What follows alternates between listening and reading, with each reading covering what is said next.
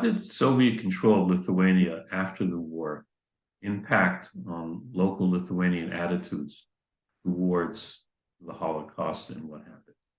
Okay, so there were two things that are very important to mention. One is that the Soviets put on trial hundreds of Lithuanian Nazi collaborators. If there's one good thing that you can say about the Soviet Union, and there's not many more than that perhaps, that is that they took the issue of collaboration with the Nazis very seriously, and the number of people who were convicted is huge, thousands, and tens of thousands throughout the Soviet bloc. Now, that's one thing. The other point is that the Soviets actually invented their own narrative, produced their own narrative of World War II.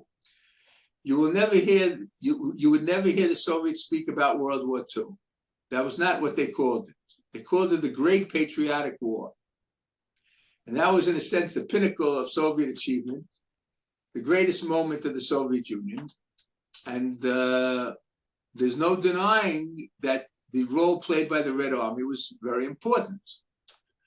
But having said that, the Soviets consistently refused to admit that the Jews had been singled out by the Nazis to be murdered.